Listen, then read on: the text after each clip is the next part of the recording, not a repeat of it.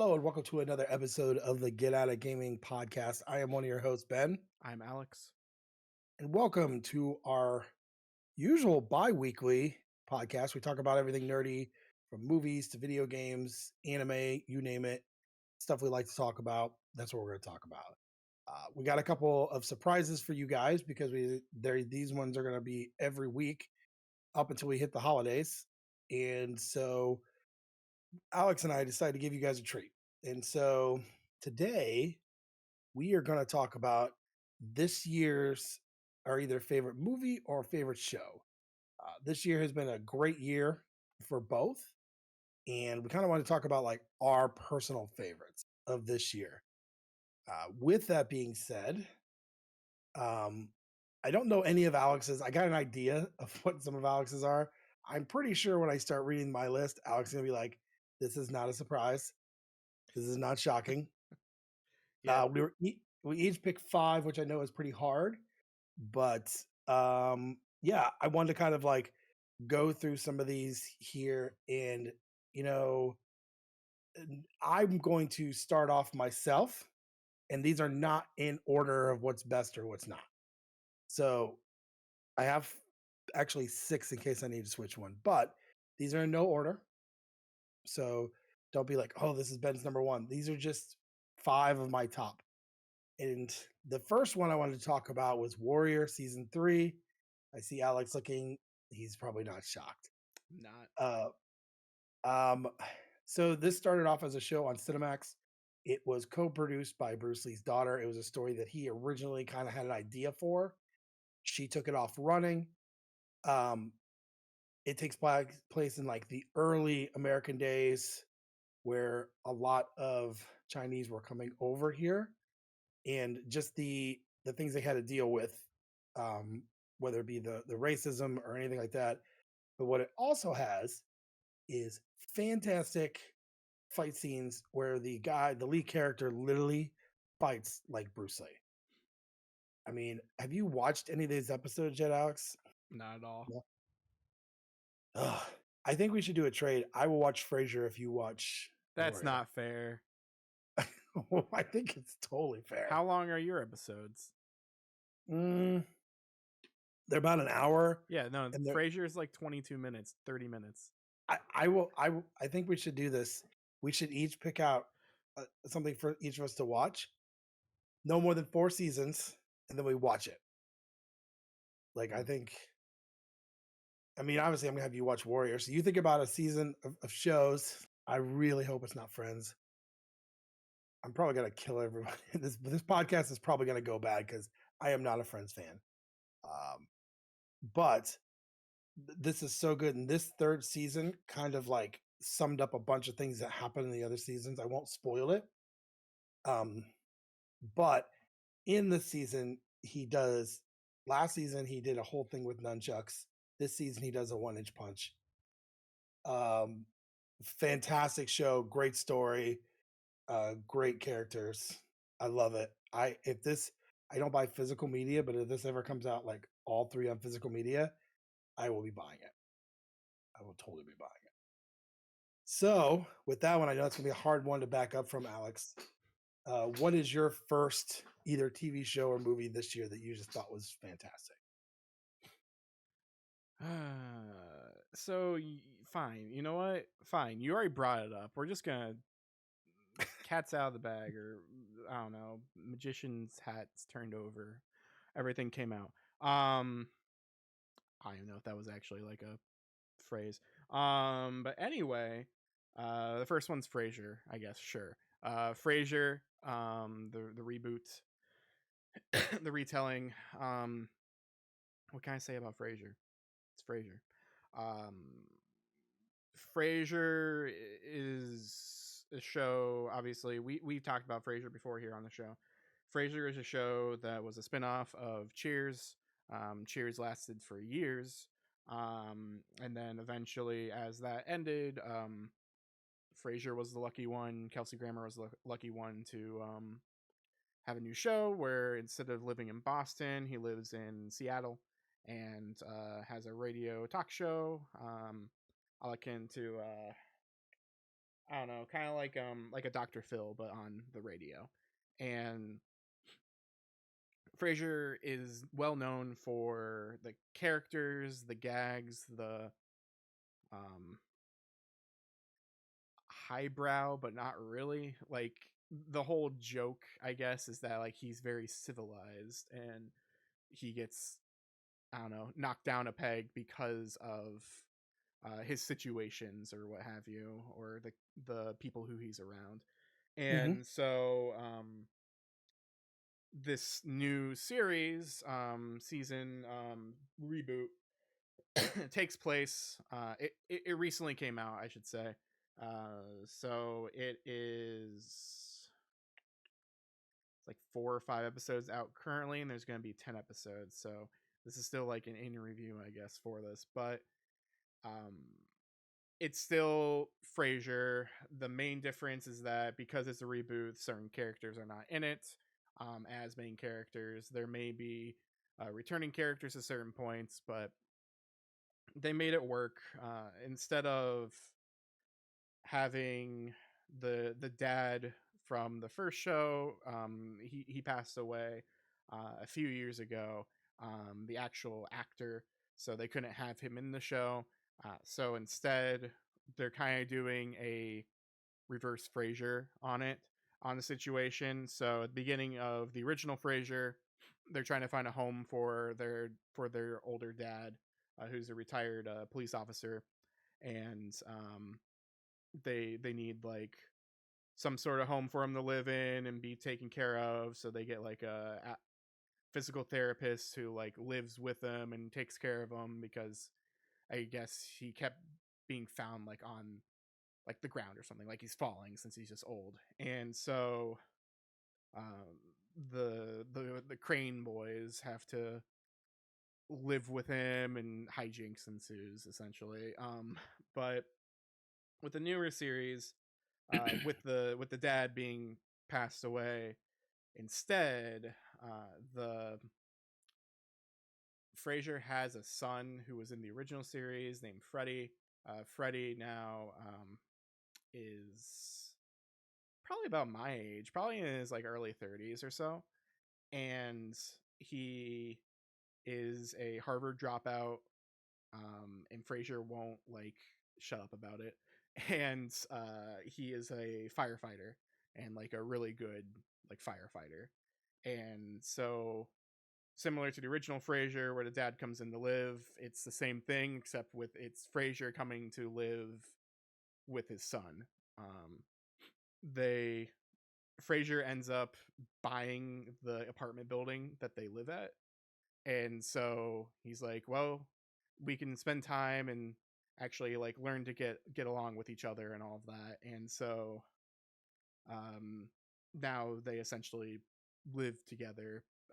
There's also other characters who like live in the building like across the hall or whatever, but um yeah, it's a reverse Frasier, but it does well because Frasier is older, so you know he doesn't necessarily understand everything that's going around him necessarily. Like he's too either too old, or he just doesn't understand the normalcy of like normal Yeah. people lives, and so he's just trying to get with that, as well as after recently, I guess, ending his talk show. So later on, he does become like, spoilers for Frasier for a little bit, but they reference that he was Dr. Phil essentially. Like he had like a Dr. Phil show, like Oprah or something, where he had a theme song and he like walked through the audience, and he had like the two like chairs like Dr. Phil, and had like a catchphrase and all of that. It was very much a combination between Ellen, Oprah, and Dr. Phil. Like that's just what his show was, and that ended, and now he's a professor of psychology at Harvard, and so like that's where most of the things happen, and then the Freddy stuff is the side thing. Like sometimes there's a side plot similar to original Frasier. Like there can be side plots with other side characters, but with this, it's mainly Frasier and his son, and like some of the faculty and staff, um, depending on the episode. as well as spoilers for original Frasier, because I don't know how else you can get around it. But um, the end of Frasier, the original series, Frasier's brother Niles has a son, and that son is now 18, 19, like a college age kid. And so he now goes to Harvard as well. Um, so you just see him just in the vicinity because he's going to that school, and he acts very much like his father. Just very, I don't know what the word, clumsy, I guess, is one, but two, just doesn't know how to interact with people. Very nervous or just socially awkward. And so initially I did not like the character, but then he really grew on me as time went on, especially when other characters think that he's like an orphan or something, and so they like start treating him really nice because they're like, oh Oh, man. nice. There's a scene in particular where he's like talking to, they're like, oh, what are you doing? Oh, I was just talking to my mom, she's an angel. And then they look at each other, it's like so so they really do think like his parents are passed away, and he's like one of the orphan kids like coming into the fire station to like live a life and see how a fire station works. So that's like a whole subplot. um but yeah, no, this show is great. I'm looking forward to more. It is on Paramount Plus, so if you uh if you do need, you do need to pay for this, essentially. I don't know if they're ever going to do any sort of physical media for this type of thing. If they do, I'll buy it. But I don't even own regular Frasier. I should probably do that at some point before that disappears. But yeah, it's definitely worth the price for Paramount Plus. I have Paramount Plus as a um, channel within the Amazon, because with Amazon you can use like um their actual video player, which is a lot nicer compared to like using a new app's video player, which half the time doesn't work. I don't know if you noticed that with other Oh, newer no. apps where you're just like, oh man, this video player is awful. I hope there's just an Amazon channel for this to There pay the same thing.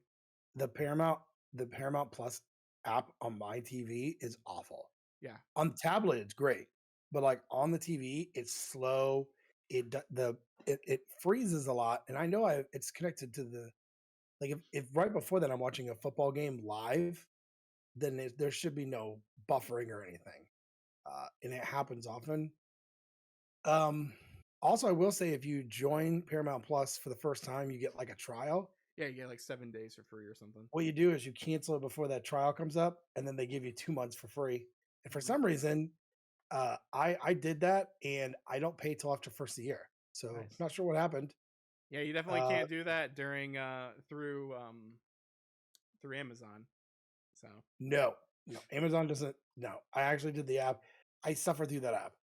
So yeah, I know that show is like a reboot, and I know like people are really liking it. Some of the reviews I was reading beforehand were pretty good. So I think the only thing that would hurt it was being on Paramount Plus, but supposedly their numbers are great. I So mean, if anything, it's bringing people to Paramount Plus. yeah, I didn't do it until Frasier came out, so I'm sure there are others as well going to Paramount Plus, because I don't even think people are going to Paramount Plus for these South Park um specials or whatever they are, because they're not no, really that great. no. So And I'm pretty sure is it Max that has like all the seasons of South Park?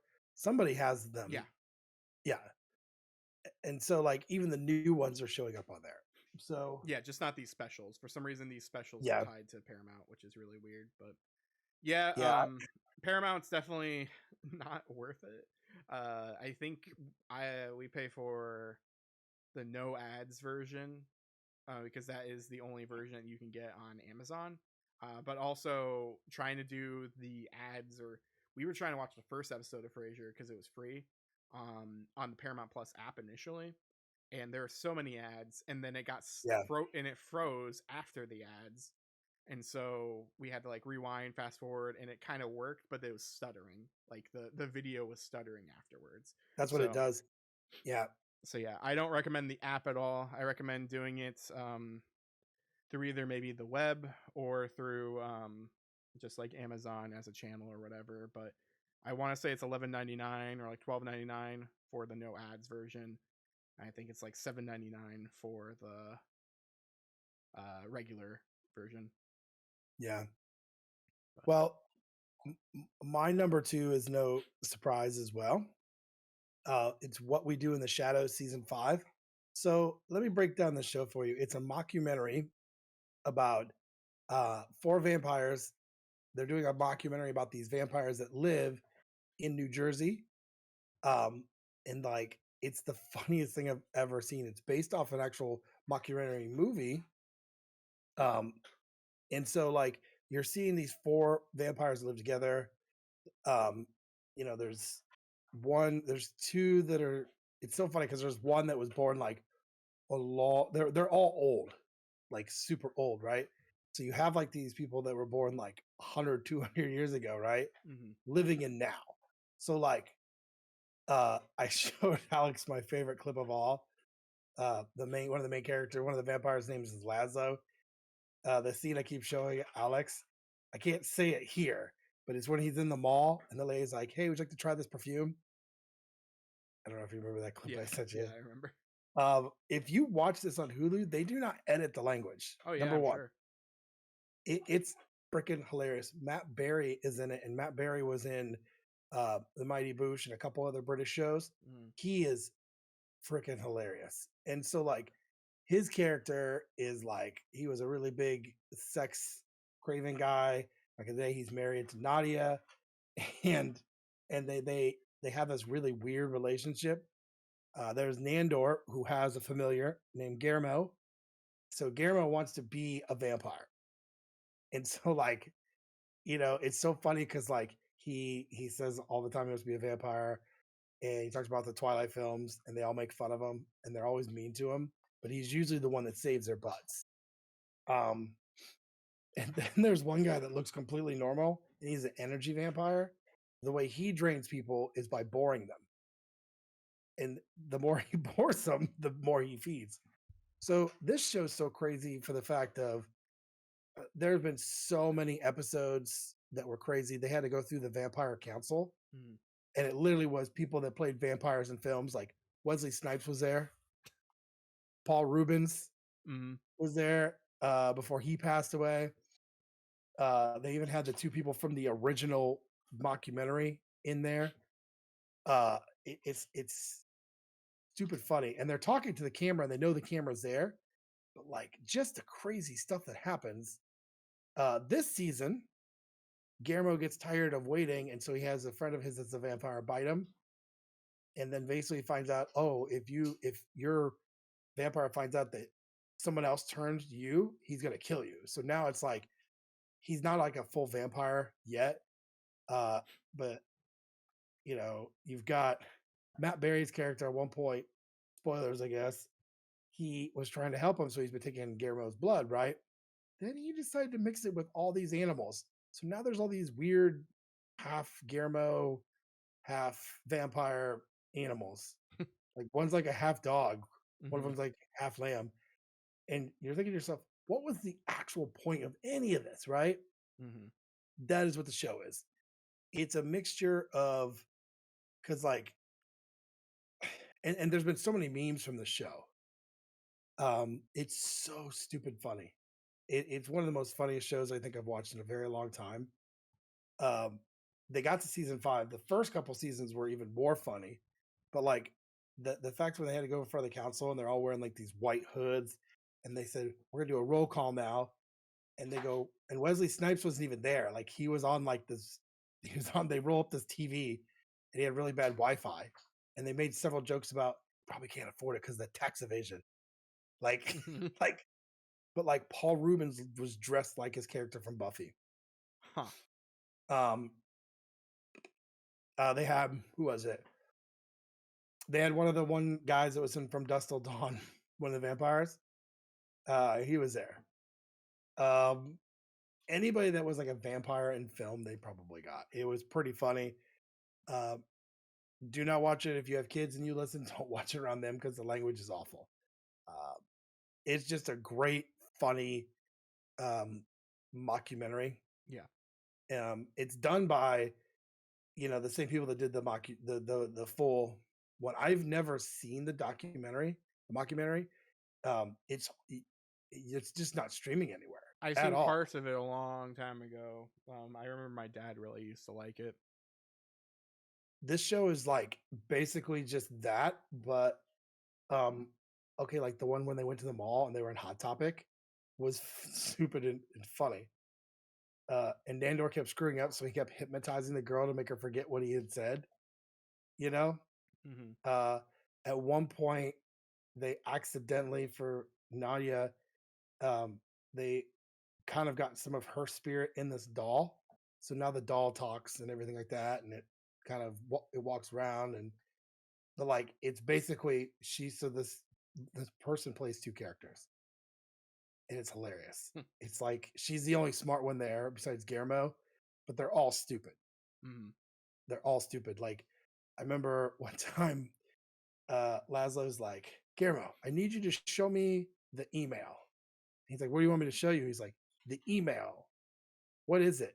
Is it real mail? Like him trying to explain them how to do the email. Hmm.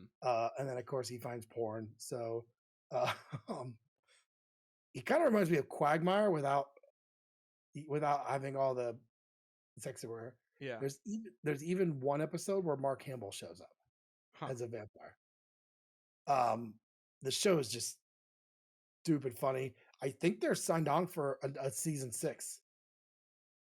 So um, if you're looking for something funny to watch, that is definitely one to kind of go with. Yeah. Have you watched any of the episodes? No, I'm not. I'm telling you, you would laugh so hard. Probably. But how would I have all this time to rewatch Frasier? Like I mean, how many seasons were there for Frasier? 8 or 10, I forget. I mean, you did plow through Suits pretty quick. Yeah, but then I stopped immediately at season 7 because I was like, man, my characters aren't here anymore. Mike's not here. I'm done because this the tone changed completely. So I was like, nope, Oh yeah, I'm out. it's like The Office. Like people, they watched the one with James Spader, but then when like Andy's character takes over, it wasn't as good.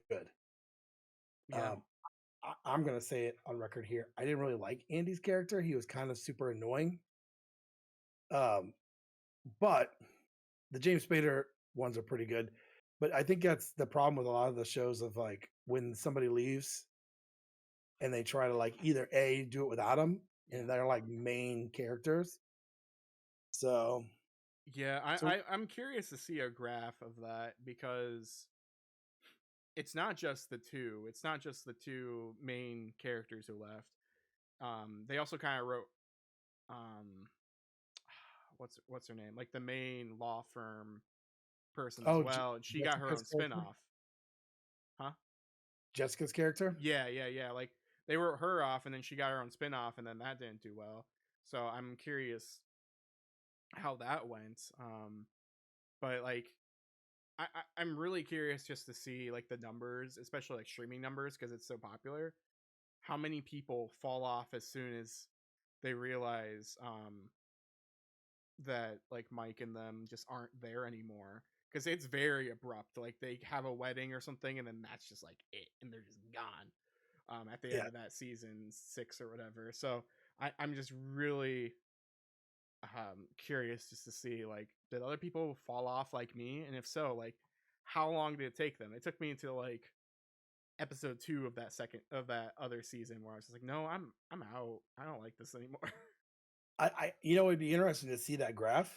Like even for The Office when Michael's character left, right? That was like a big deal because that's why you watched it because he was so funny. Yeah, You know, whether it's him being prison Mike or upset because Toby's back yeah, or giving Toby a rock that says you suck. Uh, that's what made it funny. Now James Spader's character is pretty hilarious and he matches like the crazy of Creed, yeah. but I think that's a big thing. I would love to see those numbers as well of like when you have main characters that you have all these seasons and you grow with, and then they're just gone. You know, was it because she was getting married, like in real life, to the Yep, prince? that's Okay, why. And then they both were kind of like, well, can't really have one or the other, one without the other. And also, they both felt like their characters have done enough growth, so they didn't really want to be in the show anymore. But then the show just kind of continued. I mean, So I would watch a show if it was just called Lewis. I would watch that show. he's the Uh, best worst character in that show. God, he's so awful. And then like he has these moments where you feel bad for him. And then he just like completely ruins it like 5 minutes later for you. You're just like, Yeah. oh man, I hate you. You're awful. Ugh. Yeah. So before we get talking about the Suits podcast, what what is your number 2 pick? I'm gonna move stuff around because I mean, again, it doesn't really matter Right. what we're Right. saying. Um, I'll just bring this one up right now because I don't think you're gonna say it. And as we talked before, the show we started recording this show, I changed my list like very much right at the That you end, do. right before we started recording. So you don't even know what I'm talking about. But one of the shows that I realized, one of the movies I realized is what I'm actually wearing for audio listeners. The Flash movie came out this year, which I completely forgot about until like right before this episode, right before we started recording. And Ezra Miller is a piece of trash. We can all agree. Let's just throw that out there. But like he's a really good actor. Like they are a really good actor. And so it that movie is so good. I really really liked it. The problem is that it's the last DC film in that universe. So everything Yeah. that happens doesn't matter. There's a lot of twists and turns. There's a lot of um, really funny moments. They try to do Flashpoint Paradox. So brief spoilers for Flashpoint, I guess, and for Flash and all that kind of stuff. This Flash movie, in case you haven't heard of Flash since Justice League days, I guess, of the old cartoon. This is not Wally West. This is Barry Allen. Barry Allen's back from dead after dying in the Speed Force, and so every other reboot after Justice League Unlimited and stuff has been mostly Barry Allen again. Um, and that includes like the TV show, the CW Flash, and um, other Justice League cartoons and other like movies and stuff like that. So it's Barry Allen, and one of Barry Allen's biggest things that happened to him was the Flashpoint Paradox, which is he goes back in time, changes one little thing, and it just messes up the whole universe, and just the world is worse because of it. I won't necessarily say what he changes, but just for spoilers' sake, because this movie is available, and this movie is pretty good. Or if you just want to watch Flashpoint Paradox, like that's also another good film that should be on Max. It's a really it's a dark film for sure, but it is a cartoon animated film, and it's one of the best DC animated films out there. So he changes one thing, and because of this, he no longer Barry no longer has powers, and so changing this instead of doing Flashpoint, which is pretty easy, they could have done instead of like making him like wake up and then it's a different world.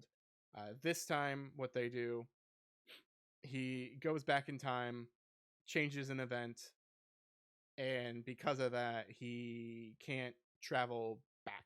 Essentially, he lost his powers. He thing because of the butterfly effect. He loses his powers, so he only gets to a certain time before he like loses stuff and gets like kicked out of the Speed Force. And so he's like in the 80s, I want to say, late 80s, early 90s. And so he he runs into like his past self, and then it's kind of like a weird um I don't know, like a weird buddy cop film, but also not. It's kind of like Bill and Ted, but it's also not. It's just a really weird dynamic where he has to work with himself. And so because of that, I think Ezra Miller is a phenomenal actor for making his past Barry Allen as well as current Barry Allen two different people.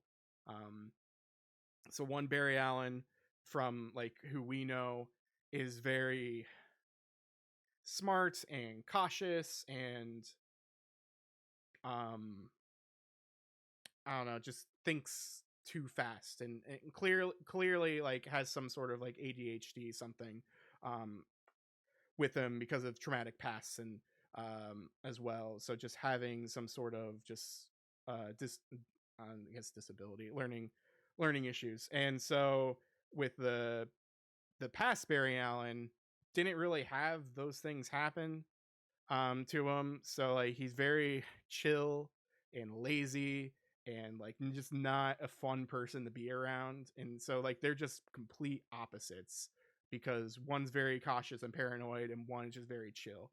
And so it's just really fun to see that happen. And so they're trying to like um tells them about like Back to the Future, and then they're like, Back to the Future, you mean the one with Eric Stoltz? And it's like, no, it's the one Oh, I with love that Michael scene. J. Fox. And it's like, oh, Michael J. Fox from what was it? Footloose? It's like, no, that's this person. And so like he just ruined movies essentially because he went back in time and changed the thing. But um yeah, it's basically Barry trying to get back, trying to um then just fix the world, go back, change his mistake, and then make everything right again. And the ending of this movie is hilarious. The cameo that they did was super funny. Apparently, they didn't even know, like in the test screening of this, you didn't see who it was, so it must have been a very late edition. Like you see foot like the feet and like footsteps happen from the limo opening up to see this Bruce Wayne, who it is, and I guess Barry yells like something, um, like very shocked and confused, and that's kind of just how the movie ends. But with our movie, we get to see who it is, and it's a treat to see who it is. But they can do this because this universe doesn't exist anymore. So I mean, yeah, it's not ever gonna happen. Like Blue Beetle exists in a new universe, and that's really the start of this newer James Gunn universe. And so yeah, I don't know what's gonna happen with that stuff. But as a swan song like finish for the DCEU, I think it's really good. I just wish that we had more films like this and less films like One Woman 1984 or whatever. yeah, I remember when you said you got to watch it. I didn't go to the theater and saw it, but I saw it on Max. And what I took away from it was, yes, that acting from him was great. But the thing that I really have liked the most, legitimately, was the introduction of Michael Keaton being Batman again. That was a huge thing for me. Yeah. Yeah, definitely. I didn't even touch on that, but like, yeah, Michael Keaton is a big thing in here. As well as because it's Flashpoint ish instead of like a Superman, they decide to make it a Supergirl. So this is the second time, Supergirl has been in movies. The first time, Supergirl's been in the DCEU, and only time Supergirl's been in DCEU. Yeah. But it's funny because I feel like there was so many problems with making this movie, mostly with Ezra Miller getting in trouble, but they got it out, and it didn't do well in the theaters. But I did think it was pretty good. I thought it was a really good thing. I watched the whole thing, and I think I watched it more than once. So Yeah, I think there are multiple problems heard in that movie. One, people don't the DC movies in general aren't super great. Like some of them are, and some of them there's a lot of hits and misses in there. So there's a lot of hard like quality control, but also another issue with it is like you said, Ezra Miller just being a problem with yeah, having issues outside of work and arrests and all that kind of stuff, as well as just being difficult to work with on set, supposedly. um it definitely hurt it. um and so you got the camp of people not wanting to support Ezra Miller. You also have the camp of people, um they didn't really like previous DC films, so why should they watch this? Should they watch this because it's a little too late, like they don't necessarily understand if they are able to or not. um and you have the other camp who are stupid, who are like, oh, DC bad, Marvel good. Shut up.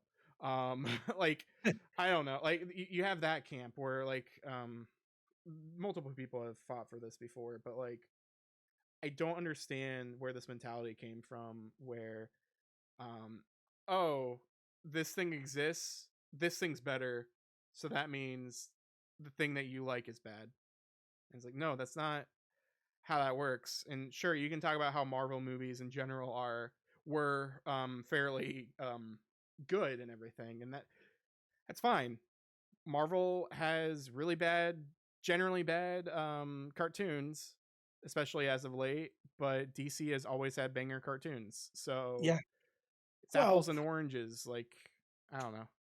I definitely feel like the rivalry reminds me of Super Nintendo and Sega Genesis. Yeah, I mean, it's very like, no, DC's crap. I like on both sides. Like, I liked Justice League's Zack Snyder cut. that's an amazing film. It's way Yeah, too and long for normal people, but it's an it amazing is, film. it is, but I feel like I that is what I wanted to see in the first place. But then in the same token, I really, really like one of my favorites is Iron Man 3. And so, um, You're like the only and then you got person, but that's totally fine. yeah, and well, even like I think I like a lot of them. Yeah, One that I've watched the most is Iron Man 3 and then Endgame. yeah. Endgame I probably watched more than normal people. I've only seen it once in theater. I've only seen both of those films only once in theaters, and that's Really. it. Yep. Uh, and I think they're both doing their own thing. It's I think it's like a crazy thing to be like, nope, I only like Marvel films because I feel like then you do miss out on the other. Like Suicide Squad, the second one, I thought was great. I loved it, um, only because Sylvester Stallone playing King Shark was hilarious. Mm. I mean, it was like he got paid tons of money to say stupid things. Yeah. I mean, basically.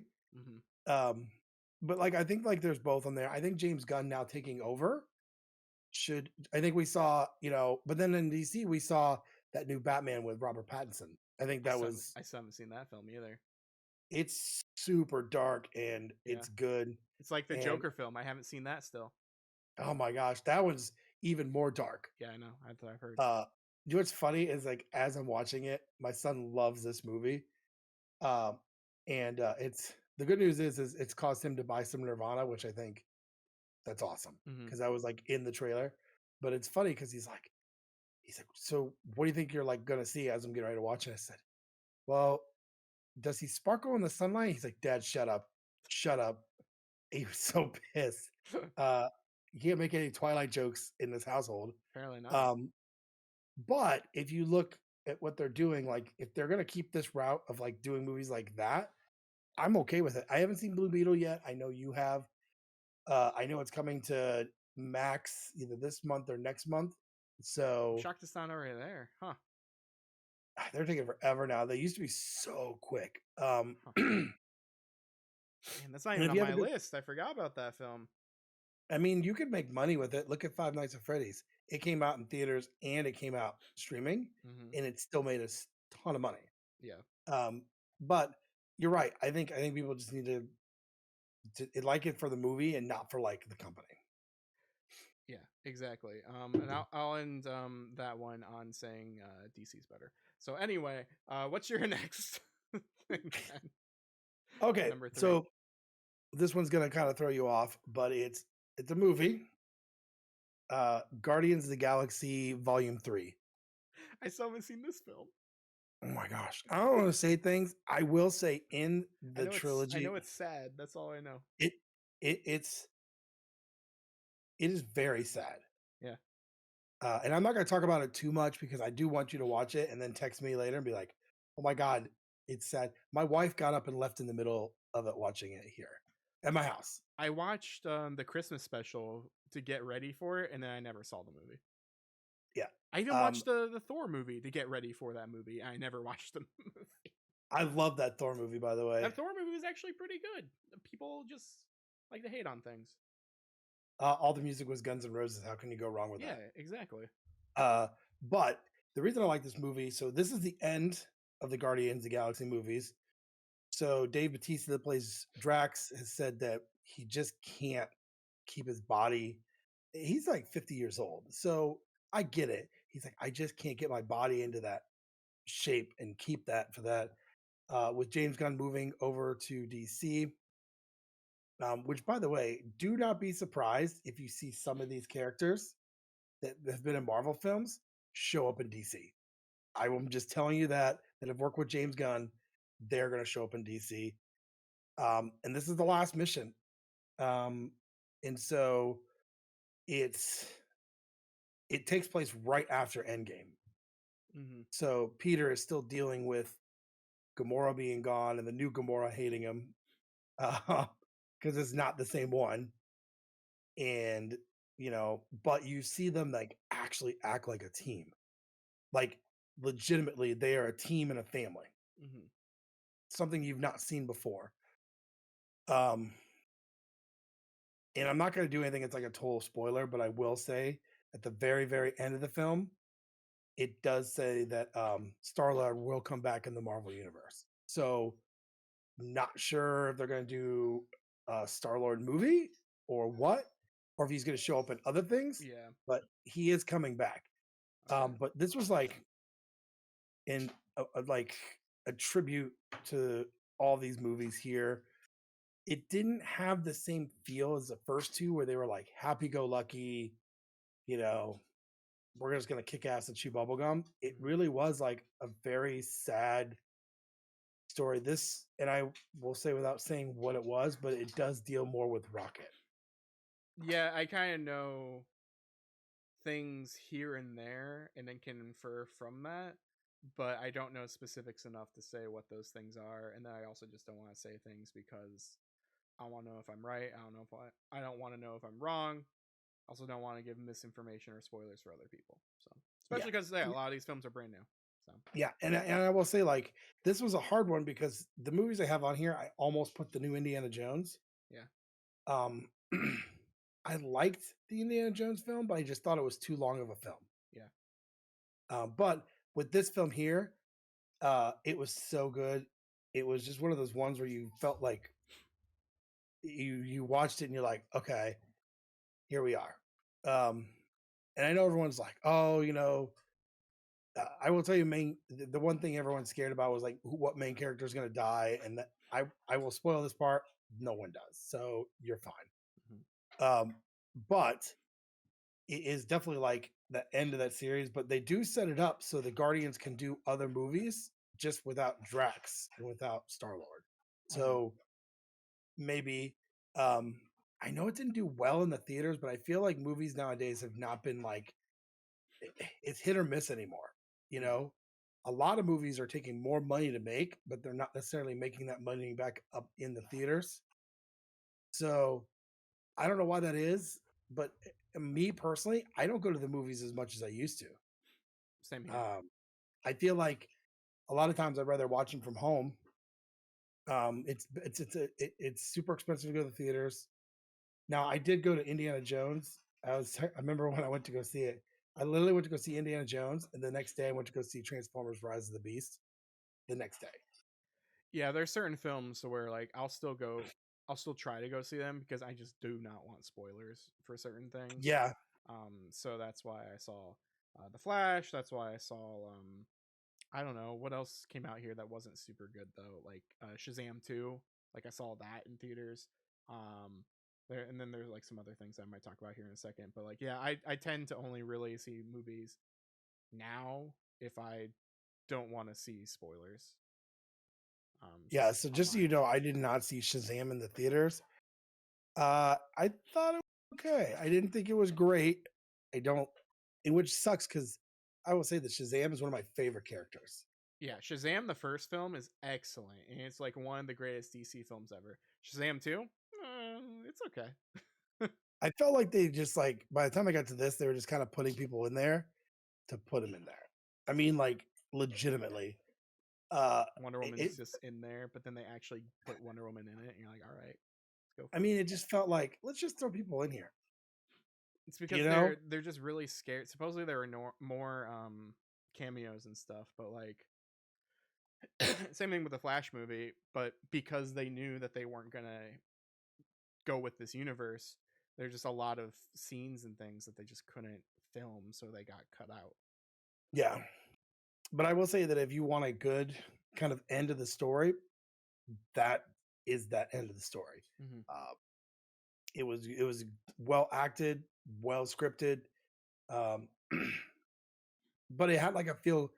It was a sad movie that had a feel good ending. Mm-hmm. So, uh, what about you? What is your third pick?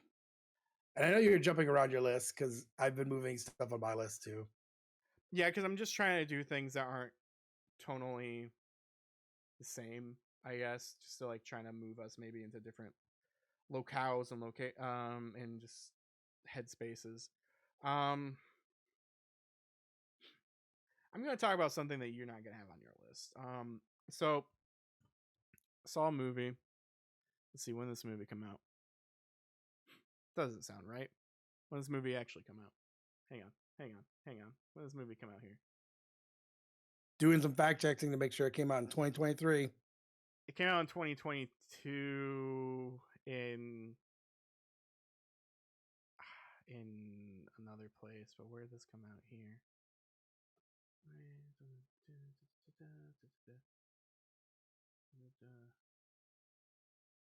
General I think I screening know in what you're gonna. 2023. Okay. What? I think I know. No, you don't. You don't know. This is something I different. mean, I'll be honest, if it's one that I was thinking, so It's not going to be on your list, and you've never seen it. oh okay. So no. No. This film is called Suzume. You've definitely never seen this or heard of it, maybe. I literally thought you were gonna say Dragon Ball. Oh yeah, that was this year. Yeah, I seriously, when you're like, I'm gonna, and I Wait, no, knew. that was last year. Oh, was it really? Yeah, that was last year Oh, it because was. the Blu-ray came out in like March. So yeah, Dragon Ball was Well, last year. Um, but no, this is Suzume. This is a Makoto Shinkai film, so a person who everyone loves. His movies are generally pretty good. Um, Movies include 5 centimeters per second, Garden of Words, Your Name, which is like one of the biggest anime films ever, as well as Weathering with You, which happens, let's see, 2019. Yeah, and then Suzume came out last year here, so that's why I'm putting it on my list. Suzume is a very beautiful anime film, um, and it basically, I don't really want to give too much of a plot away, but essentially, a girl can like see she accidentally like runs into this guy who seems to like be going an opposite way, and she's really confused about that, and notices that he's like going to an abandoned like area, which seems to be like a old school or something that was hit with like a flood years ago, and she can see um, what it is, and there's just like kind of like a door there. Doors seem to be these special like open areas when you open it. It looks really beautiful out there, but then like this weird like I don't know monster thing comes out of it that like only like the main character can see, as well as like the guy who like she was following. And so these doors exist and sometimes they just unlock, and so she's basically put into the situation where she has to like help lock these doors so these huge um monster things, I forget if they're like snakes or something like that, kind of like that, but these huge monster things that people can't see um don't like hurt the people. And the way that people can kind of tell if like the monster things are there is because like a natural disaster happens, like earthquakes essentially. So like if the monster thing, too much of it comes out and like starts touching the land, then to normal people like big time earthquakes are happening. So like she's put into this position to where she's on a road trip with this guy who yeah, she doesn't really know much about, and just going through and trying to do stuff. It's sad, it's happy. There's also like another road trip side of like her aunt trying to find her, and just like trying to like, you see like two different types of people like trying to catch each other essentially, um, just not understanding what's happening. And um, but it's a very very good film. Makoto Shinkai films tend to be fairly good. This was the first one, I believe, that focuses on like an older protagonist. The protagonist is like a 17-year-old girl instead of like younger men, like probably like 14 to 15. Um so so yeah, there's that. But also it's just a very good looking film. Crunchyroll released it, I believe, in theaters, and that's how we were able to go see it. There's also, I don't know if there's a Blu-ray. I think there probably is by now, I would think, but I don't even know if it's streaming or anything. But it's a very, very good film. I recommend people see it. I think it's excellent. I did say just enough to entice you, but at the same time, I don't want to spoil things since there are just a lot of things in this. There's also, without giving too much away, this is the movie with like the talking chair. So I don't know if you've seen like a movie with I like this have. yellow chair just like hobbling around. That's this movie. It's been on my TikTok with like clips, and Gotcha. so yeah, and plus this is definitely not a spoiler cast. We would never try to spoil anything for any of the listeners. So But yeah, it's a great film for sure. Definitely check it out if you can. It's hard to find, I guess. well, you know what I really want to talk about? We're talking about all these movies and TV shows. Is like energy and energy drinks, and so like here at the Get Out Gaming podcast, we had the opportunity to try a new energy drink called Magic Mind. So Magic Mind is, for me personally, Magic Mind works really well because I'm doing like in the morning, I was doing a ton of coffee. I would do 2 coffees in the morning and 1 or 2 in the afternoon. And so Alex and I have had, this great opportunity to try it. But, I find myself personally, when I was using Magic Mind, I would have one in the morning and that was it. And I felt amazing, the whole day. What about you? Yeah, I completely agree. So the main thing with me is that I used to drink just a lot of soda. I've really cut down on that, I feel personally. But as well as, instead of you with coffee, it was me with a soda. So like I would drink like a soda in the morning just to wake me up. And then you get that wake up, sure, but there's more of a um, I don't know, just more of a fall down um, compared Yeah. compared to drinking something like Magic Mind, where when I'm drinking that, I don't even need a soda. I just drink that in the morning, right before I'm going and working, and then I am great for the rest of the day. I don't really crave any soda or any sort of caffeine at the time. Magic Mind is magical in that way, just to where Yeah. I just just need that one, and then I'm just good for the rest of the day. And I feel great. I feel more energetic, as well as I just feel better. So Yeah, it's crazy because like, when when you think about what's in it too, so they're all natural ingredients in here. So there's like no sugar, nut free. It is vegan and keto and paleo friendly, which is super important. Um, it's got matcha tea and just natural ingredients. And for me, I was a huge skeptic of like, this isn't going to work, you know? mhm. But I think when I got to day 3 is when I was telling you, like, man, I totally feel like amazing. I Yeah. don't feel the same. And I know it's not necessarily there, but I was sleeping a lot better at night because I think, with all the caffeine you take during the day, you get those jitters and that crash, Mhm. but it's still in your system. So for me, it was really great. And because Magic Mind are friends of the show, if you go to magicmind.com/get at it, which is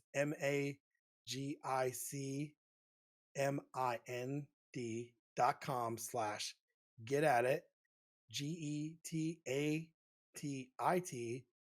you could go and use our code gaming20 and get a special discount of a one-time purchase of 20%. But if you do the subscription, you can get up to 56% off. Us here at the Get Out of Gaming, we would never like throw a product at you if we didn't feel like it was a good product that didn't work for us, but it definitely does.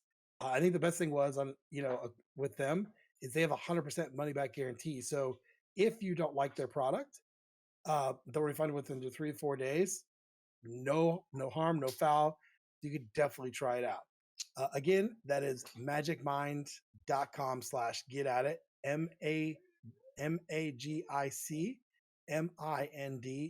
MAGICMIND.com/get at it. GETATIT for our special thing that we're doing with them. And if you type in code gaming20, GAMING20, you will also take advantage of that 20% discount. So thank Magic Mind and definitely try them out. I think they're a great product. Yeah, for sure.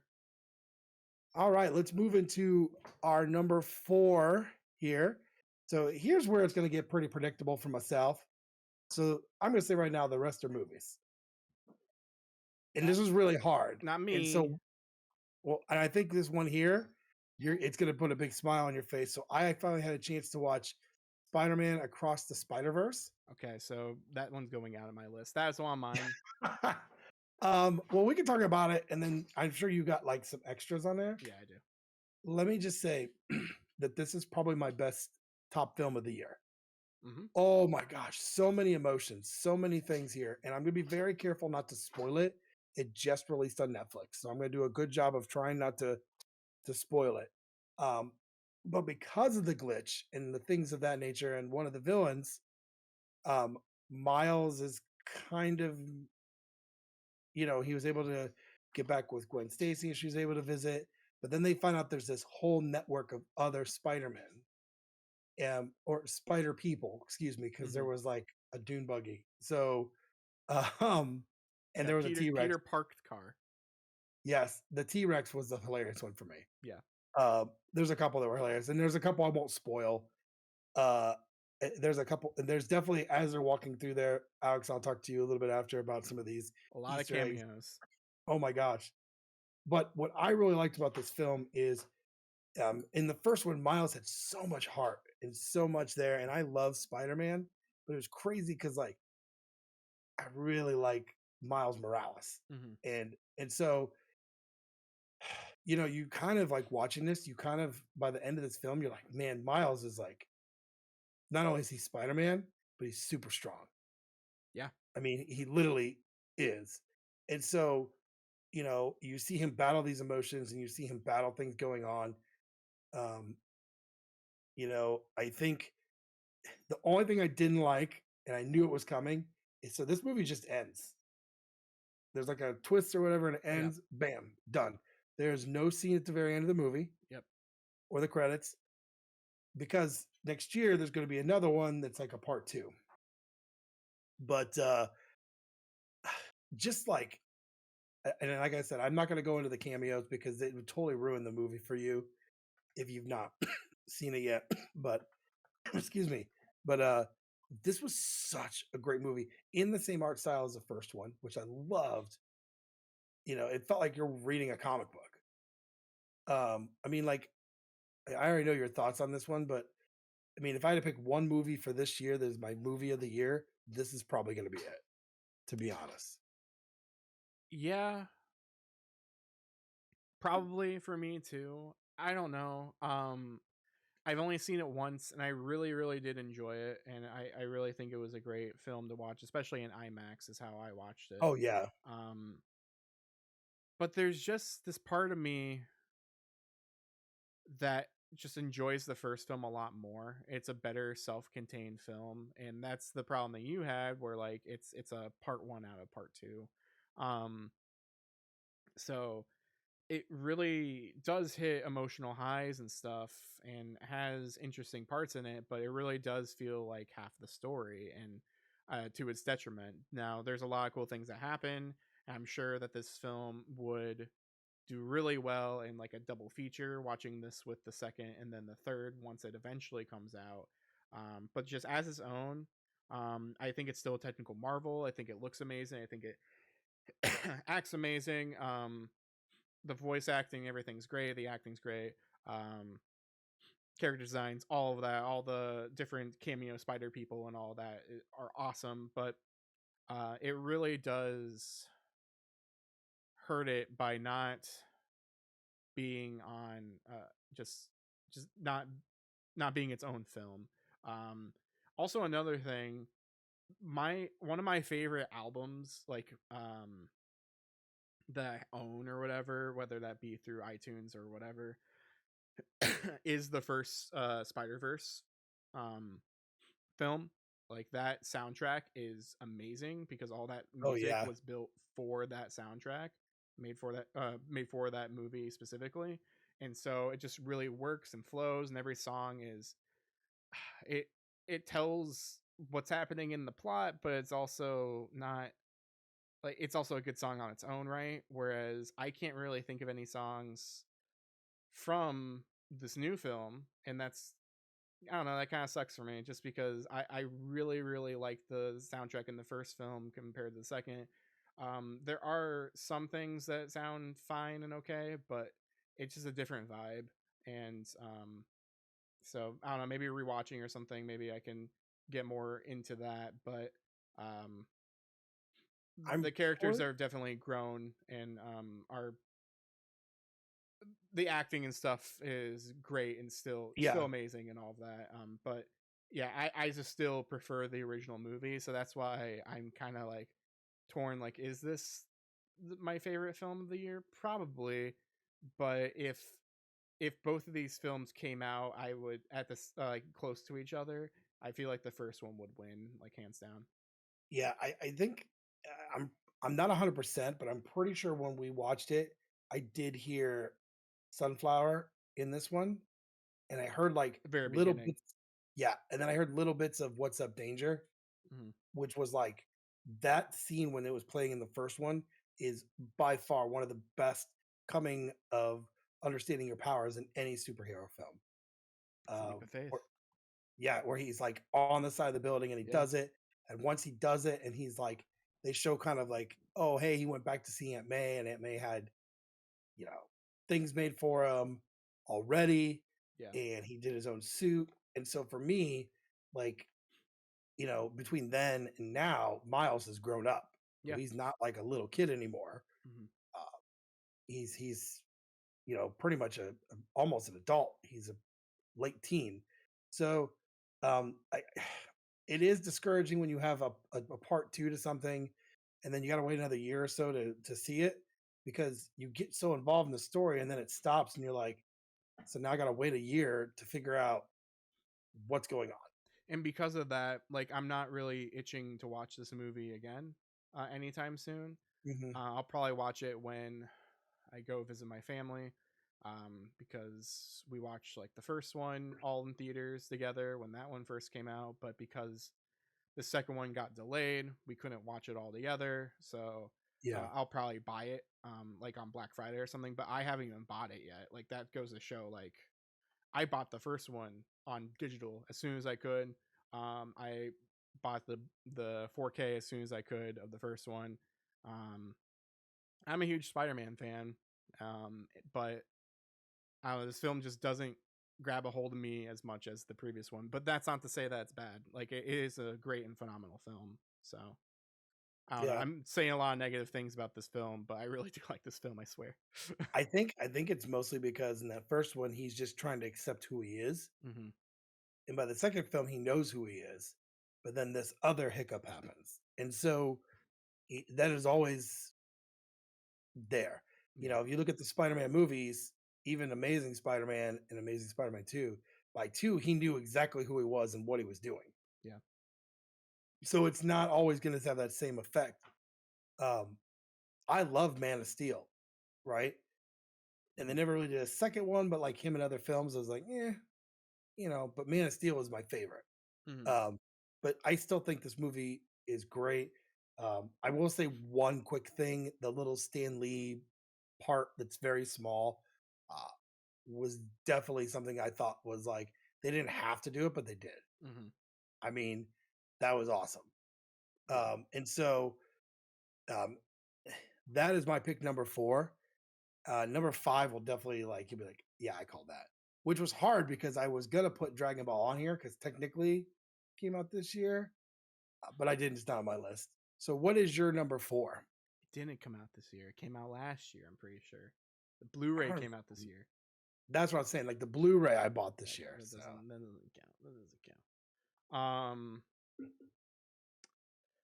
Okay.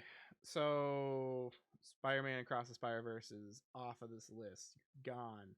Um it depends on how I want to make this go because I'm curious if you have another thing. Wait, no, you said you only have films for the rest of this, right? Okay. yep. I do not. Okay. Cool. So how do I make this go? Okay, so let's do this one right now, I guess. So one of the greatest, for the most part, I would say, shows that happened right this year, especially recently, was season 5 of Star Wars Rebels, aka Ahsoka.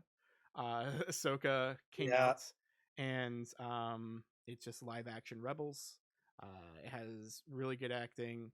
I wasn't too keen on the ending and just certain things that happened and all of that, but all in all, like Rebels and sure, I guess Rebels. This whole culmination of this whole story is finally continuing and should end here soon. Um, and it kind of ends on a cliffhanger there. So we just don't really know what's happening next, but it really is a Ahsoka really is a Rebels season 5 if they had the chance to do it. And I think they did a really good job at bringing all these characters to life with live action people. Um, for the most part, I would say I think Sabine, the Sabine actress, did an excellent job as Oh yeah. Sabine. I think um, I don't know. Hera was okay. Mary Elizabeth Winstead was fine, I guess. She got better as the show went on, I Yeah. feel. But initially I was just like, really? This is your choice for Hera? All right. Let's sure. Um but I think the cameos from like previous people from like Mandalorian and stuff like that, like those I don't know, Starfighter like pilots and all of that, X-wing pilots showing up and helping out was cool. But also just like the threat of Thrawn was real, and so just having a sequel series to where Thrawn disappeared along with Ezra, and you're like, cool, but what happened to Ezra? What happened to Thrawn? And at the end of Rebels, there was like kind of like this extra like post credit scene essentially that they did kind of recreate in in the Ahsoka show, but it's essentially Ahsoka coming up to Sabine and being like, "Hey, um, let's go try to do this. Let's go try to find Ezra. Let's go um, find this map and all this other stuff." And it deals with the Night Sisters, which are awesome and really really cool villains and people in Star Wars. I know a lot of little things about Star Wars, so I don't know, like I'm not an expert in everything, but like having that kind of stuff and just seeing the magic of all of that, seeing zombie stormtroopers, not really a spoiler, but like just seeing certain things like that. Um, I think the technical capabilities of the show, like the show looked really good for the most part. But also just seeing Chopper in live action was awesome. Like I love Chopper. Yeah. Chopper's my favorite, one of my favorite droids. Honestly, Chopper is probably better than R2D2. I'm just gonna say it right now. But like Oh man, you're gonna start a fight but on like with that comment. you can kind of understand what Chopper's saying, like Yeah, because it's what's his face talking, Dave Filoni. I think Dave Filoni like says the words for Chopper, and then they kind of like digitize his voice to be like um as if like his lips were like zipped up essentially. So it's a bunch of like like, and you can understand yeah. like they're like Chopper, do this thing, and he like hums or whatever, like murmurs like really, and he's like yes, really, do this, and you're like oh, I can understand Chopper now. That's really cool. But yeah, no, Star Wars is generally great. Um, but a lot of these shows have been very good too. So Yeah. I'm happy to see that Ahsoka was very good because I really liked last year Obi-Wan. I liked that show a lot. I did not like and never finished. I already forget what it's called. Andor. Andor. I did not like Andor. I thought it was I never finished boring. it. It's trash, Brock. I it's think yeah, it's it, not it super great. I guess just for me, if you're gonna pick a character from that would be very interesting to hear about, like what their life was before, Rogue One, right? Me personally, you know what I would think? I would think it'd be great to see, like, obviously Donnie Yen's character, Mhm. because he wasn't always blind and he Yeah. did what he was at the Jedi Temple. So, like, I think that'd be better. I think Ahsoka works well because we're really waiting on other Star Wars shows. We're waiting on Obi-Wan 2. We're waiting on next season of Mandalorian. Uh, and I think it worked well. I still have not seen the very last episode. I know it's bad, but I plan to finish it this weekend. This is my weekend to finish it. But what I saw so far, thoroughly enjoyed it. Made me think of watching like Mandalorian, like, oh gosh, what's the next episode? Hmm. You know? And then I did watch Rebels before I watched this. So Alex suggested it, and I got through it um, there. But I still think this show is great. I think we were all worried because we were getting no other shows except for this year, and it turned out to be great. Rosario Dawson did an awesome job. Um, and everyone. It's crazy to see animated characters that have come to life. You know, Yeah, definitely, and come to life well as well. Like yeah, just everyone looks the part and feels the part, and yeah, it takes itself seriously, and that's all I could ask for something that previously was a cartoon. So yeah, thankfully you watched it because like if you watch Rebels, because there is an episode or so that's like, oh, you guys didn't watch Clone Wars? Okay. And then they just like show like a thing that happens essentially in the Clone Wars, like some backstory and all that.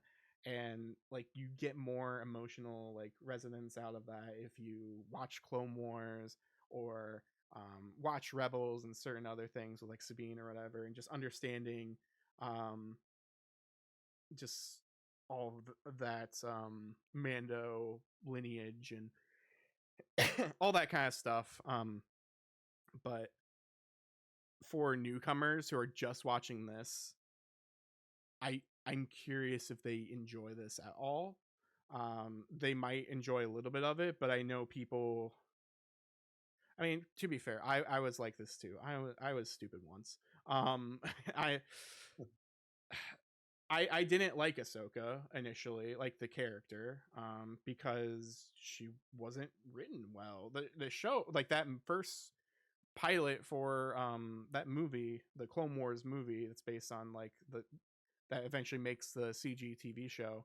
Um, it's not super great. And Clone Wars is very hit and miss. And so I understand people not knowing who Ahsoka is and not liking that show, and not liking Ahsoka because the few episodes you saw, Ahsoka was, I don't know, just a brat teenager. Um, but eventually, as the show goes on, Ahsoka gets better, gets older, more wise, and does really cool things. I mean, this isn't really a spoiler for it's Clone Wars. So like Ahsoka like leaves the Jedi Order. So before even Order 66 happens, so like she's not even really a Jedi anymore. Um, there's this really cool thing. I didn't really like Tales of the Jedi or whatever that was called for the most part. Like the you know what I'm talking about, like that CG Oh thing that was yeah. like an anthology. The ones that were cool were like the past like Count Dooku things, but then there was this really cool one where Anakin had Ahsoka train against her clone, like that squad, um and so like learned from the best, essentially like learn how to defeat the troopers essentially in her squad. And she, when Order 66 happens, like she knows how to fight them, compared to everyone else who are just generals. Like when you're a an actual like Jedi, you're a general on the battlefield, and so they're not really fighting and training with their troopers. They're just fighting like with them as like a team against the enemy. And so that's one of the reasons I feel like Ahsoka even survived in the first place when Order 66 happened, because she knew how to defend herself against Right. troopers and because she just did it forever. Like they were all like using stun, like their phaser set the stone and all that, but like she knew how to do that once it became the real thing. And so Ahsoka is a really good character. It just takes a long time to do that, so I understand why people don't like it. But at this point, you really need to watch Rebels. You probably should watch most of Clone Wars. Otherwise, you're not going to understand anything that Filoni's saying from here on out. Yeah, I did not watch Clone Wars, but I did watch Rebels, and I will tell you, going into the series, I had a much higher understanding of some of the things that were going on because of Rebels. Um, And even then, there are things that were referenced in like one act of Clone Wars that you didn't understand. So yeah, that whole flashback scene was like, oh, it's just a flashback. So I probably didn't get the full amount out of it, mhm, but yeah, I can see where you're coming from on that. yeah. Totally see where you're coming from. Well, oh, I'm sorry. Were you gonna say? I was just gonna say, don't be stupid and watch Rebels and watch Clone Wars. If you like Star Wars, try to at least watch most of it. Otherwise, what's wrong with you? Although, to be fair though, Andor is not going to amount to anything, in my opinion. We'll see. Fingers crossed, it's not going to amount to anything. Like there's a season 2, but like it leads into Rogue One, and we all know what happens in Rogue One. So I don't think it's going to matter in the long run. So, Yeah, and if it does, I'm going to be mad. I Anyway, mean, I totally agree with you on that. If they get a season 2, then Book of Boba Fett should get a season 2. it's I'm not just saying. because it didn't do well. Apparently, Andor did do well because people like it because they like. That's a whole nother story. Yeah. Well, my last one is a film, and when I watched it, I've watched it like 3 times now, and I'm gonna go why I like it. So my last one is Transformers: Rise of the Beast, and I'm gonna tell you why I like it, Not because watched it. it gets back to the original OG of Transformers. So Optimus Prime looks like a semi. It's not a one with flames on it. It's not Michael Bay style, which is hilarious because Michael Bay was one of the producers. Yeah. but it's like perfect. It's exactly what it was that I remember. And it has obviously it's got the Predacons in it, which were like a little bit different in the series, Mhm. uh, like Surge and them. And the Predacons, the only difference were Predacons in the show would join together to form Predaking, but even the parts with Unicron in it were like set right for me. Mhm. Um, and this a lot of this film, Prime isn't like straight badass like in the other films. Mhm. So he's battling for the fact that they've been there for so long because he screwed up. And so that's a lot of that film. And so he's not like winning fights. It's not like I like to always refer Dark Side of the Moon, Mhm. and this is a spoiler for it, it's been out for years, where he comes flying down and literally takes out like 20 Decepticons, Mhm. uh, including a scene where he says that you have to die, which was never in the cartoon. But he looks like Prime. He's just battling this and he doesn't trust humans. So it's a lot of that back and forth of like learning to trust humans and stuff. Uh, I thought the introduction to Michelle Yeoh plays one of the Autobots. Hmm. Peter Dinklage plays Scourge. Um, Pete Davidson plays Mirage, and he nails that. I'm not even kidding. He Yeah. nails that role.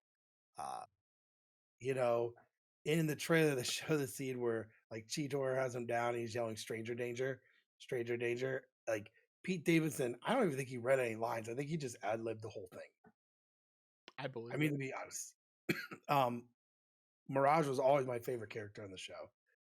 Um, but you had RC, you had Ratchet. I mean, they brought back like some super like iconic characters. Mhm. Um, and so to me, it was great to not only see, you know, the Maximals, but also the Autobots fight together. That was pretty crazy. Mhm. Um, just really well done. We've been waiting for this film for a long time. There is a scene at the end of the film. I'm sure it's been around all over the internet already. Uh, I mean, it's literally been on like TikTok forever. So I'm going to say spoiler because this is the reason why I liked it. I really liked it, and I saw the scene. I'm like, I love it. Mhm. So the main character is talking to someone about a job because he got to get a job. And so then he starts saying things about where he was, and he's like, "How do you know all this stuff?" He's like, "We know everything." And he's like, "I'm getting a group together. We'd love to have you on it." Hands him a card, pulls this book. This whole wall opens up.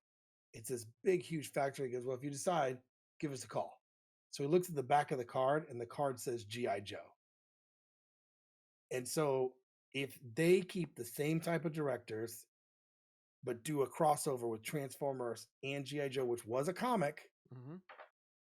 that has hope that they'll get Cobra Commander right and Destro. I mean, they're all Hasbro stuff at this point, right? Yeah, they're all Hasbro. The Those two franchises have never slowed down. To give Mhm. you an example, Hasbro is making a special edition. A couple episodes, they had this giant Cobra Dome thing that flew. Mhm. So if you put the money up for this, then if enough people did, they were going to make it. This thing's ginormous, so they're making it. It was like $400. It's like literally huge. Like this is it's it's ridiculous. Those two franchises have never really died down. The GI Joe movies were just awful. Yeah. Dwayne Johnson did not help that movie franchise at all. Every time I see those films and people are like, "Oh, those were good films," I literally want to smack people. Um, they were awful. And I'm sorry, when you think of Duke, you don't think of Channing Tatum. I was about to say, but Channing Tatum, he's great.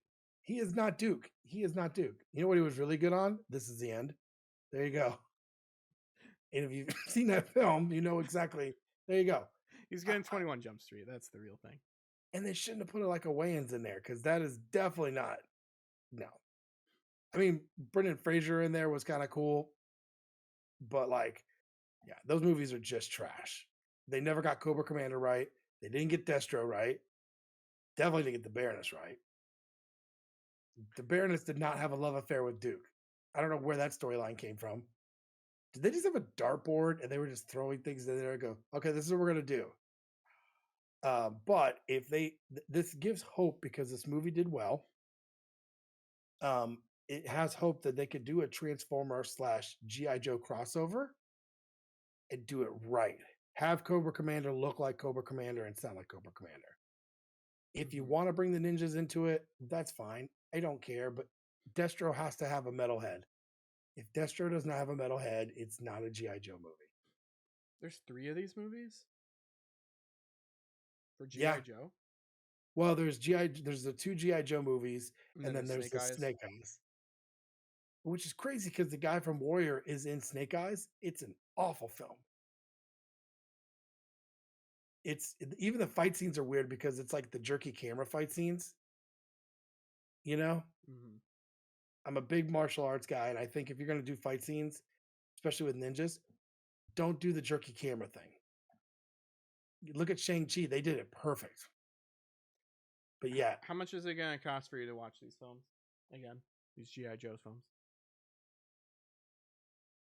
They're I on mean, you'd have Paramount to, Plus apparently. I mean, you'd have to come with something big because I'm sorry, when you think of Roadblock, Roadblock is so Dwayne Johnson plays Roadblock. Shocking. Mm. Um, First off, Roadblock talked in rhymes, and Dwayne Johnson does not talk in rhymes. Second of all, Roadblock is black. Dwayne Johnson is not black. And my biggest problem was, yes, are they big guys? Yes, they're both big guys. But then, like, you had like Flint and Lady J, and I'm like, what is happening here? Did you just like pick whoever was like said they would take the roles? So I think I've only seen the second GI Joe film. I don't think I saw the first one. But I mean, as far as like new stuff goes, obviously I've watched like the old cartoon and all that kind of stuff back in the day. But I think, and I will rewatch them during break. When we come back, we can have like we talk. We can even do like a podcast where we talk about it. mhm. I watch all three of them, I don't know and if we I'm can going to be. watch all 3 of. I don't know if all of them are on Paramount, but it looked like most of the first 2 were at least. Snake Eyes has been on Amazon for like ever. Okay. Uh, but like you're gonna watch these and be like, you knowing GI Joe, you're like, what is this crap? Maybe we'll do what's that called? A Twitch stream. If it's on normal Amazon Prime, you can stream it with people and do like a watch party. I mean, I won't pay for these films because that just says that's like saying when a kid does something bad that it's okay and you give them candy. You Mhm. cannot promote this kind of behavior. Uh, and it's crazy because they were like, well, the GI Joe films failed. We didn't do them right. That's the problem. If you're gonna do it and you're gonna like, I don't know. I think when we watch these, if we watch these and we have a talk later, I think you're just gonna shake your head because you're like, so that was Cobra Commander the whole time, and he was like, it didn't make sense. His character, you know Now we're talking about this kind of stuff. I'd rather watch because I've never watched all of them. I'd rather watch Mission Impossible. that those films are fine. I would watch those all over again. I've actually thought about rewatching them. I've watched like the first 2, and then I watched Ghost Protocol. That's all I've seen. You know what we could do? We could come back and we could do a ranking video of where we rank those films. If I can find them, sure. I'll be going to a bunch of half price books when I'm Yeah, out of the state, so I'm sure I can find those films. but I kind of went on a tangent there. But this has hope for more films, Mm-hmm. and the same people that did the Bumblebee movie, did this film. So yes, I think this is an excellent film. Definitely watch it. I still So only seen half of Bumblebee. I thought Bumblebee was the only reason I liked it is because the triple cons were in it, so they could turn it into like three things, right? Yeah. Jets, car, robots, and Blitzwing was in it, which was kind of cool. Plus, the whole opening of Bumblebee is worth the whole film right there. That's true. Yeah, I forgot about that. Yeah. I liked it from what I saw just because I I like John Cena. John Cena is a good actor in general. I feel like he's pretty good. Yeah. Like even like when you put him in like a comedy film, like what's that movie called? Like Blockers or whatever. Like Oh my God, yes. that movie's hilarious. I saw that movie in theaters. Like that's so Did good. you? not to go on a tangent, but did you see that on I think it's Netflix, he has a movie with Jackie Chan. Oh, really? Huh. Yeah, I it didn't come out here really big. It was overseas, but it's like him and Jackie Chan in a film together. Okay. It's like Rush Hour, but with more muscles. I need to watch it. You just sold me right there.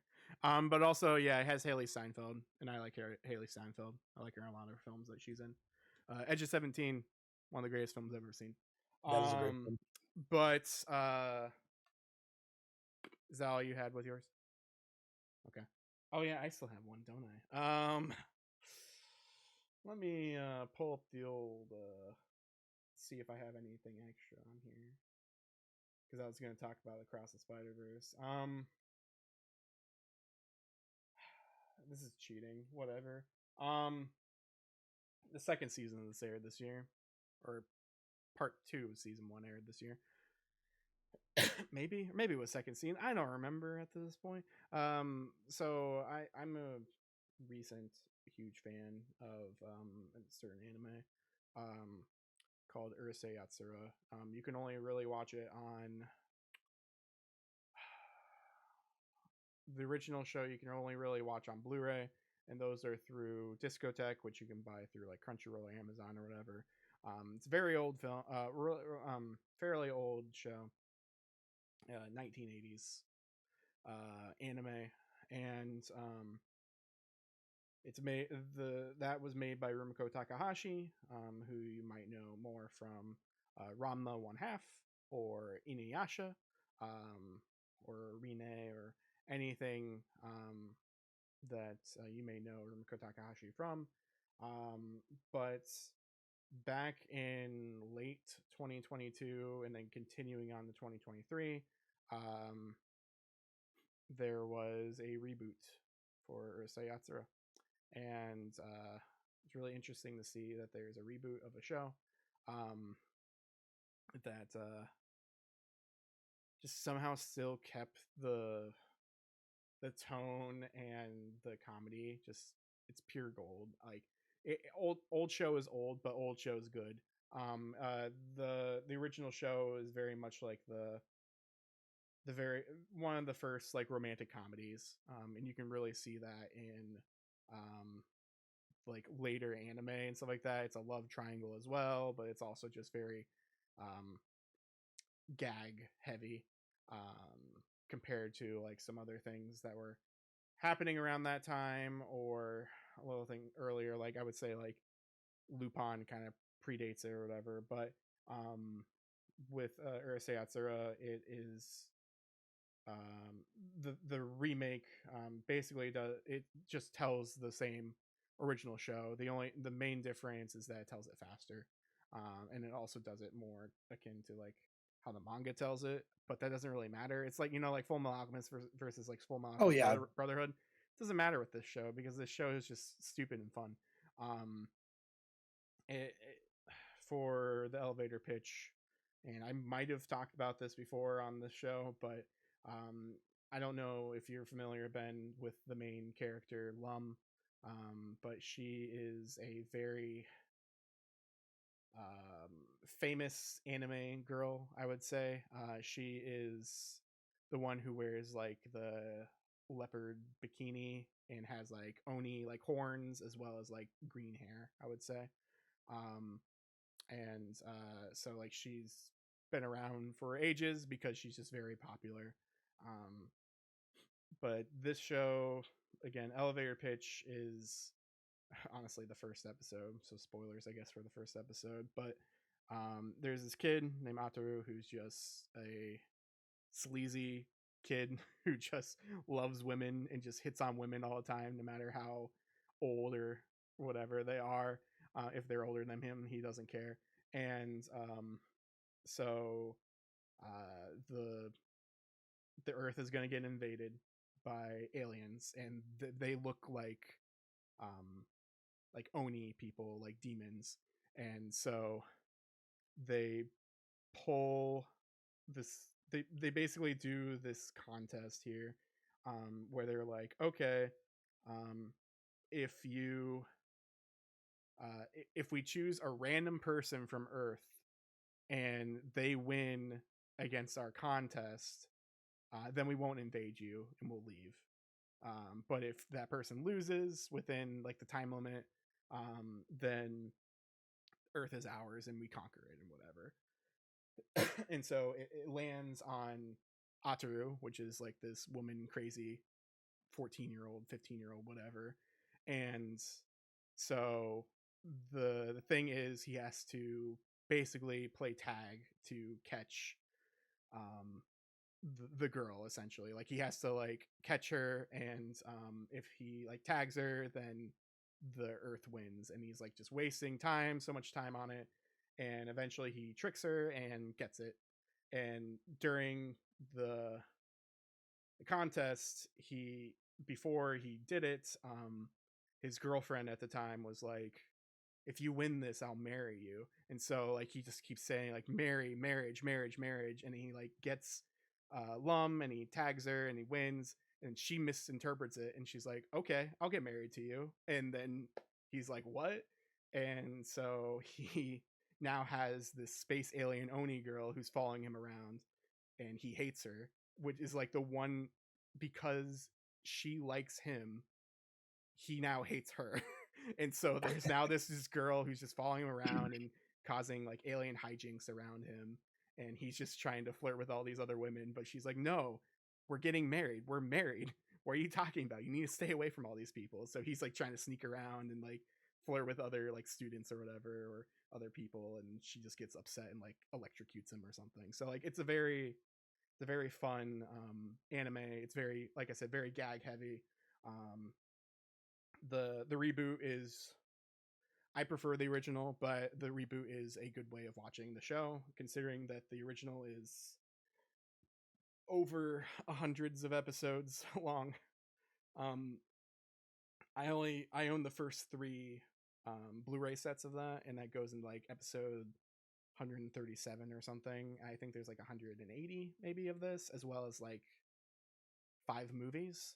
And I own most of the movies except number 2, which is now out of print, so I don't own that one yet. But it's a very popular, or was a very popular show, and now it's back, and it's really good. So I recommend people to watch it. The only problem is it is on High Dive, which is Sentai Filmworks' streaming service, so it's not on Crunchyroll or anything like that.